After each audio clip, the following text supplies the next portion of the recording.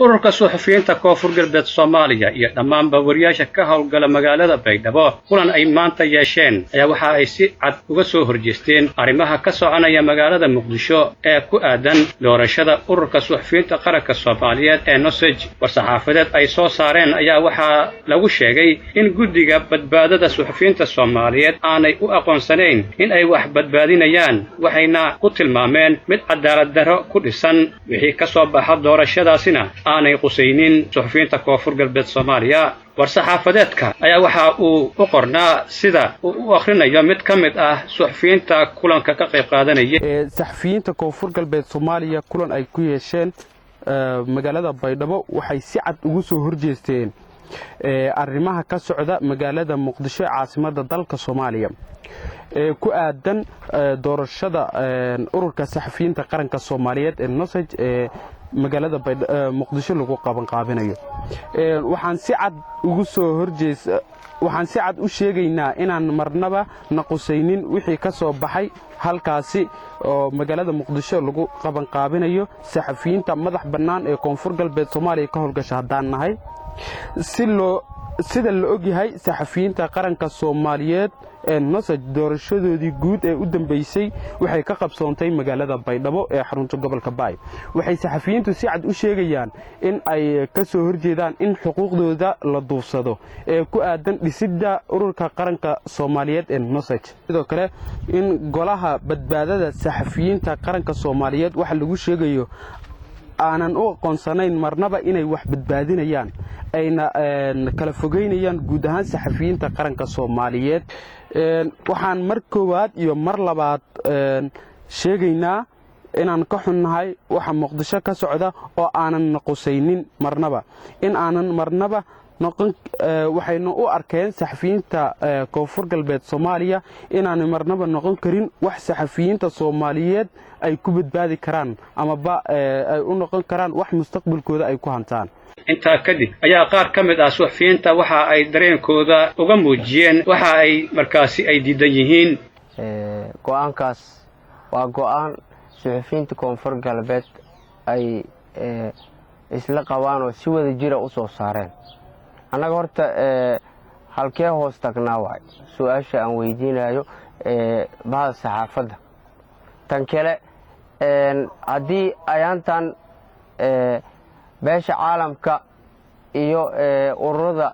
iyo hay-adaha taageera saxaafadda lagu qaldayay waxaa qabanay dib u heshiisiin kulan wada tashiya qabanay annaga yaa noo joogay horta koonfur galbeed haddaan nahay iyadoo aan ognahay in xubnaha la qaybsaday beelo gaara iyo reer gaara min 10 qofood iyo waxay rabaan intay ka yeesheen wixii soo haray dadka qaar ay ku qaldeen weliba cid magaceena soo qaada ma lahan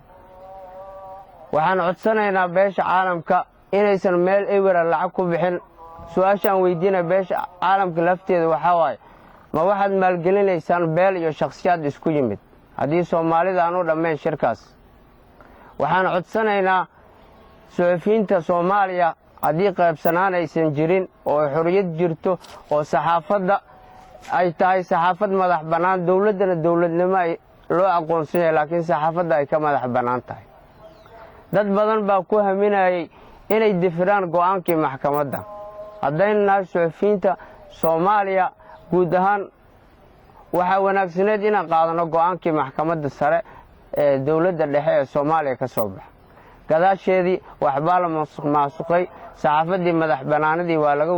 waa laga weeciyey shakhsiyaad baa siyaasadeeyey marka waxaan rabaa inaan u sheego beesha caalamka iyo dadka doonarayska ee lacagta meesha ewerka ku bixinaya haddaad beel maalgelinaysaan beeshii way joogtaa haddii saxaafadda arabtiin looma dhama shirkaas ay ku muujinayaan saxafiyiinta koonfur galbeed inay ka soo horjeedaan shirka qabanqaabadiisu ay Muqdisho ka socoto shirkaas oo sida la shaaciyay 26 ilaa 27 socon doona 28kana lagu dooran doono hoggaanka ururka saxafiyiinta Soomaaliyeed ee NUSAJ haddii aanu nahay saxafiyiinta koonfur galbeed Soomaaliya waxaan isla qaadanay in wixii shirkaasi ka soo baxa aanay qusaynin saxafiyiinta koonfur galbeed isla markaasina aan aqoonsan doonin waxyaabaha shirkaasi ka soo baxa marka saxafiyiinta koonfur galbeed kuwooda ku dhaqan gobolka shabeellada hoose gobolka baay iyo gobolka bokoolba waxa ay si wada jir ah uga soo horjeesteen shirka qabanqaabadiisu ay muqdisho ka socoto wabillahi tawfiiq waxaanu diidanayn baan haddana aan diidanahay maxaa yeelay horeyn cadaalad dar ayaan tabanaynay haddana isla cadaalad daradii ayaan tabanaynaa wax isbedelay ilaa hadda uma jeedno haddaanu nahay suxufiyiinta koonfur galbeed ee ka howlgala deegaanadan la isku yidhaahdo koonfur galbeed maantana waxaan u kulannay arrinta ka socota muqdisho ee la sheegay in lagu dooranayo hoggaan sare ee markaas hoggaan u noqonaya nosaj markii horeba guddiga waxaa lagu soo dhisay cadaalad daro waxaa lagu qaybsaday deegaano annaga waxaan degannahay haddaan nahay suxufiyiin deegaan baan degannahay cid noo matalaysay guddigaasina ma laha haddana nin walba oo guddigaasi ka mid ah meeshuu ka yimid ayuu min 10 qof ama 20 qof ka keensaday ciddii markaasi guddigaasi qof aanay u joogin sideedii ayay iska noqotay zero eber ayaa u soo baxday sidaas daraaddeed marna ma aqbalayno wixii meesha ka soo baxa murankii horey u taagnaa ee nosaj u taagnaa sidiisii ayuu u taagnaanayaa taasna waa dhab waana ka dhabaynaynaa haddaan nahay suxufiyiinta koonfur galbeed Soomaaliya cidna matalaysa oo halkaasi noo joogtana ma jirto ciddii meeshaas tagta oo koonfur galbeed sheeganaysana meesha iska sii joogi doontaa waxaan wasiirka warfaafinta federaalka ugu baaqaya in arrintaasi dib u eego haddii dib loo eegi waayana wixii dhici jiray ayaa iska sii soconaya oo cadaalad daradii meeshaan uga baxaya waana arrintani waa arrin dhab ah oo aan ka hadlayno